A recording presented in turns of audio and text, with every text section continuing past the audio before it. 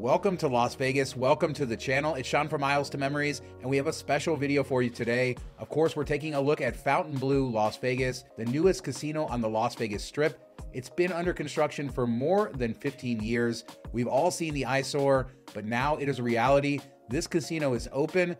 There's a lot to see today: the pools, the casino, restaurants. Let's jump in. Welcome to Fontainebleau. Welcome to the channel. It's 5 a.m. I'm here in the parking garage. We're gonna head inside Las Vegas's brand new casino, the newest one on the Strip. This garage has been sitting here for 15 years, waiting for cars, for guests. We're here. Let's head inside.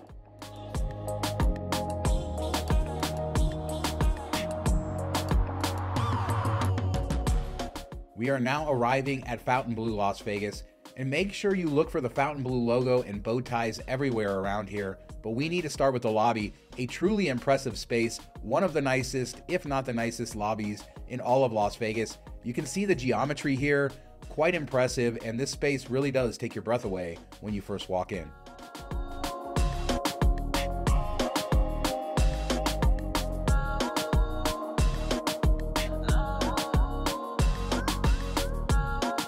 Heading outside to the main entry, the porte cochere, and this is another stunning sight.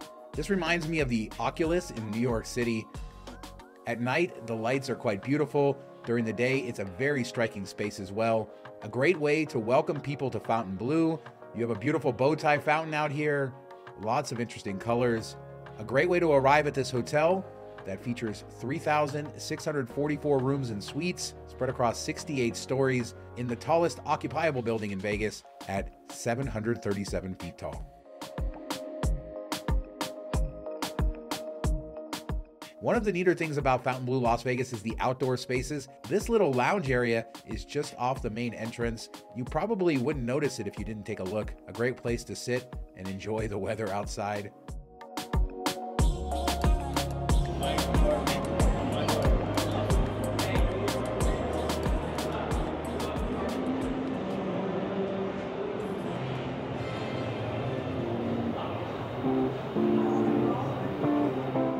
The Fontainebleau Las Vegas Casino features 173,000 square feet of total gaming space, 1,300 slot machines, and 128 table games.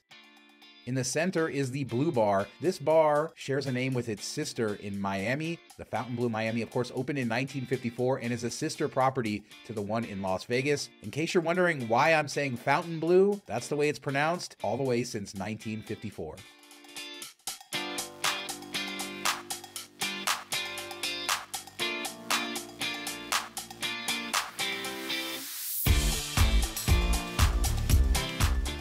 The main casino space has huge ceilings, while you have these more intimate ceilings over the table games. This works really well. The area feels bright and open.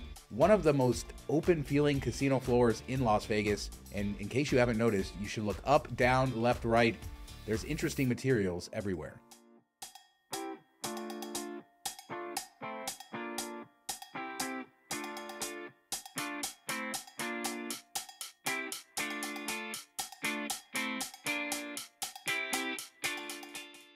One of the neater things about Fontainebleau is how interconnected it is. There's escalators, elevators on multiple sides of the property, and the different levels are connected. We're now at level 2. This is where some of the entertainment is, including the BleauLive theater.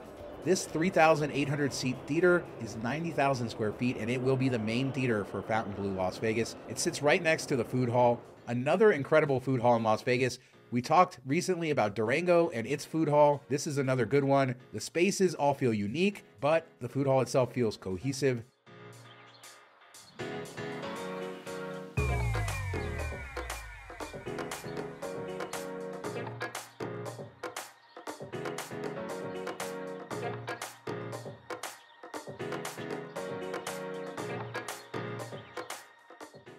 A really well done job here. This is detached from the casino floor, unlike Resorts World, on the second floor, similar to what you find at Cosmo and Aria.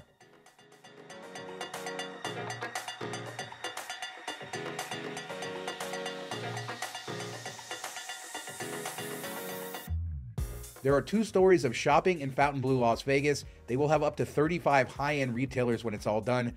As you can see, many of the spaces are not finished with construction walls. This area looks the least finished of anywhere in Fontainebleau. Hopefully, many more shops to come as they get this place open.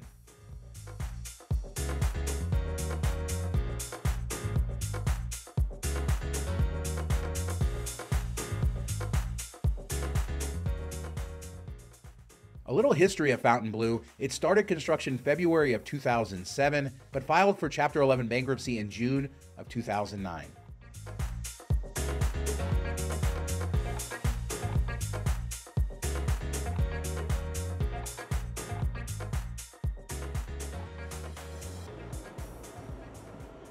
Now let's take a look at the terrace. The Waterbleau Terrace is an event space, I believe. I do not think this is going to be open to the public, although the doors were open when I was able to walk out here. But it is advertised as an event space for private events. You can see some of the conference rooms towering above it. A great open air venue. You can imagine weddings, corporate events, tons of stuff happening here. Great to have this right in the middle of the Las Vegas Strip.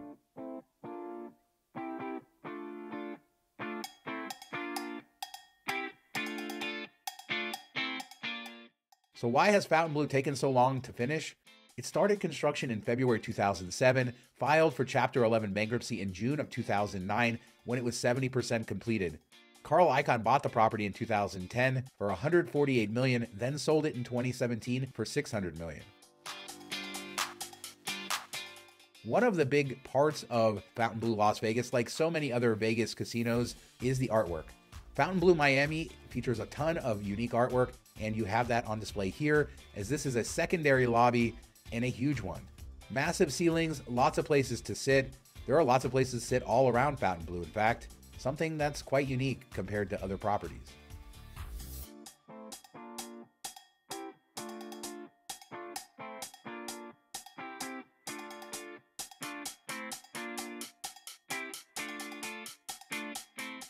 Most people will approach Fontainebleau from this strip entrance, closest to Circus, Resorts World, Wynn, and the Las Vegas Convention Center. You can see the brand new Resorts World across the street, the Sphere, reminding us that Vegas is ever changing, and this is the newest lit up building on the skyline, even if it's been there for 15 years.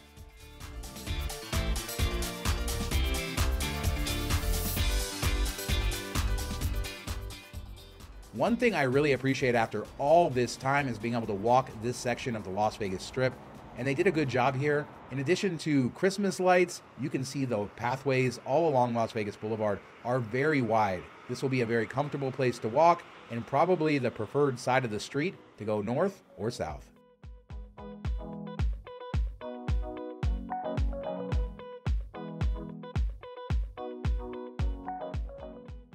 After Carl Icahn sold Fontainebleau in 2017, it was taken over by a partnership with Marriott, and it was going to turn into the Drew. That project stalled out in 2020, and eventually Fontainebleau Resorts came back in and purchased the property in 2021 for $350 million.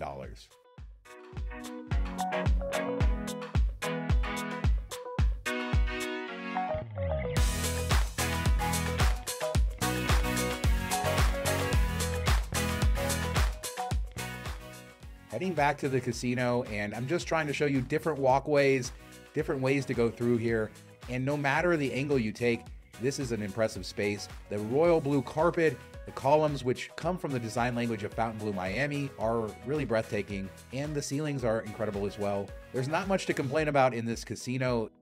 It's beautiful from top to bottom.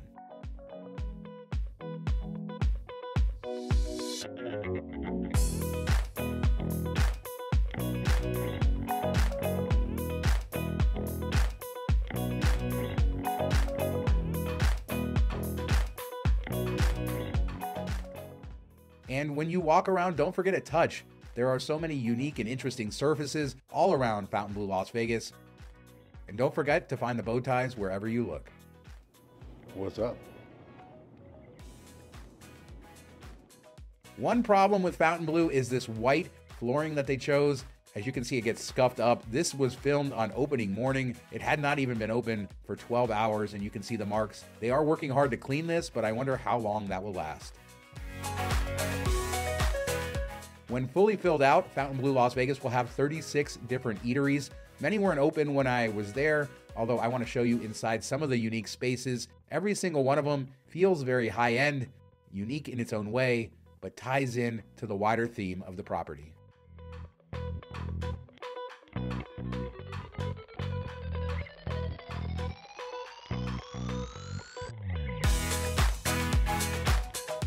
After purchasing the property in 2021 for $350 million, Fontainebleau Resorts along with Koch Real Estate spent a ton of money to develop this property. In fact, the final cost is $3.7 billion, making it the second most expensive resort in Las Vegas after Resorts World, which cost $4.3 billion and opened in 2021.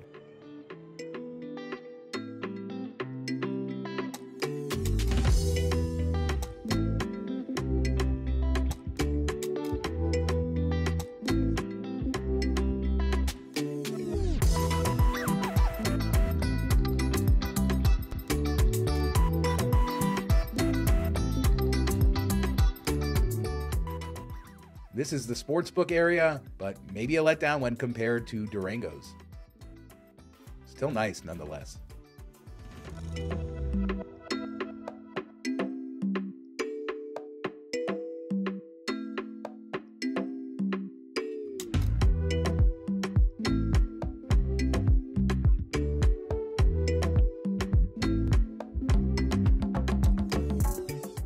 Collins Bar is another venue shared with Fontainebleau Miami, a lot of ties between these two properties.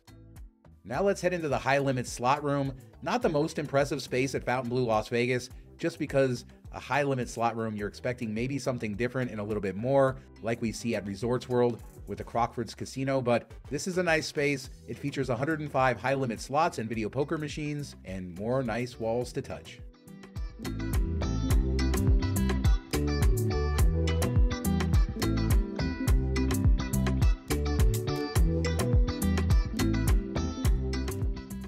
Another look at the combination of carpets and wall textures, always very good, but let's head up to the third floor, the pool area.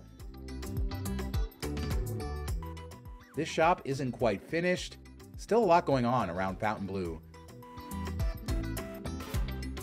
Look at this tile, mid-century modern everything, and the area looks quite nice at night. We'll also take a look at the pool in just a second during the day, but it's quite a lovely space. This pool looks heated. You can see the steam coming off of it.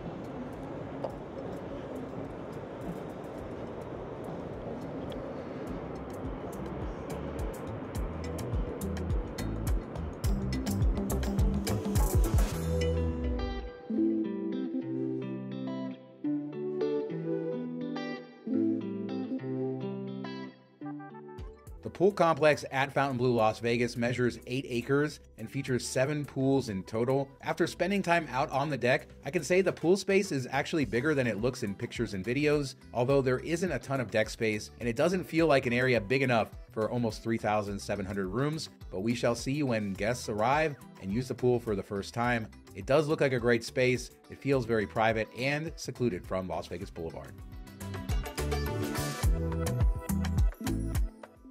With most hotels, you wouldn't want to look at the convention center, but not Fontainebleau Las Vegas. They focused a ton on this convention center.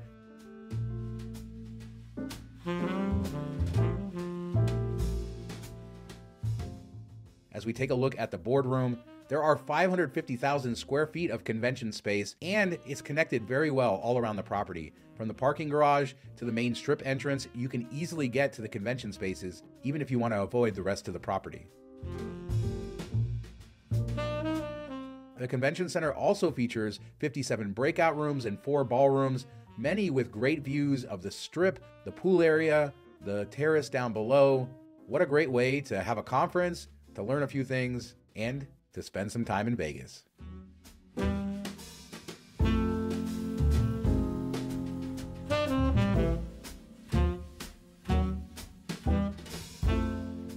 Tell me in the comments, do you think a convention center has ever looked this good?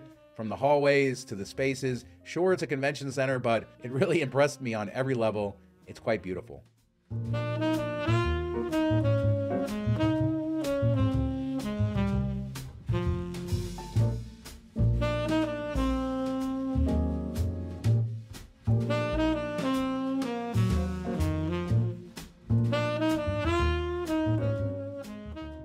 Now for some odds and ends, let's head into the restrooms. I didn't go to every bathroom in Fontainebleau Las Vegas, but I went to 3 and they all looked very similar with this type of color scheme and decor. Lots of golds, light blues, grays. It looks very nice and very modern. Not quite the disco bathroom we have at Resorts World, but very nice nonetheless, and I'm sure there's more unique designs hidden about.